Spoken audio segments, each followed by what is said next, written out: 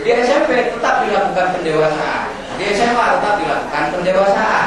Jadi pendewasaan yang saya maksudkan di sini bukan mendewasakan anak-anak SD supaya lebih dewasa seperti dewasanya saya, bukan. Nanti Bapak boleh lihat bagaimana pembelajaran di SD yang sifatnya tematik untuk kelas 1 dan kelas 3, apa yang harus diajarkan, bagaimana pola asuhnya nanti kita bahas.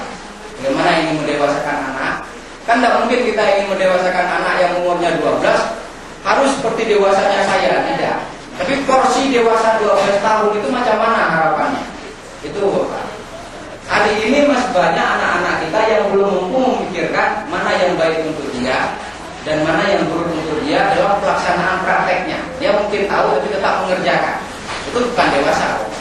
Orang dewasa sudah tidak mampu lagi, sudah tidak melaksanakan yang dia tahu.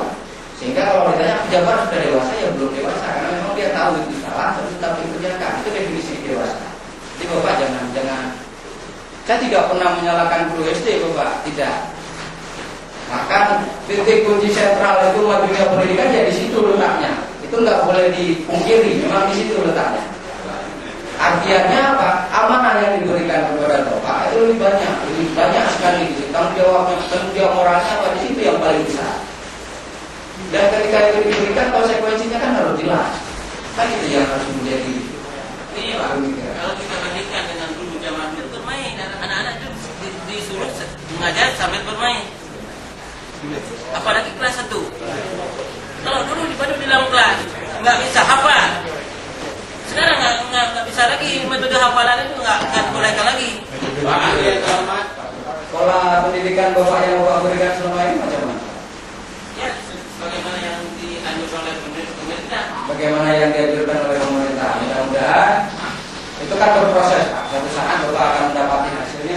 Filosofinya Pak sudah berputar-putar di alur air yang sudah keruh. Jadi kalau memang kita berburu terus kita mau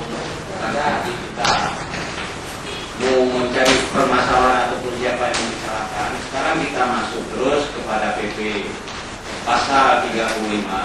Saya rasa ada keterkaitan itu standar nasional itu yang terdiri standarisasi proses yang mungkin banyak kendala-kendala kemudian tidak dilengkapi dari 8 item cuma 2 item yang terlaksana.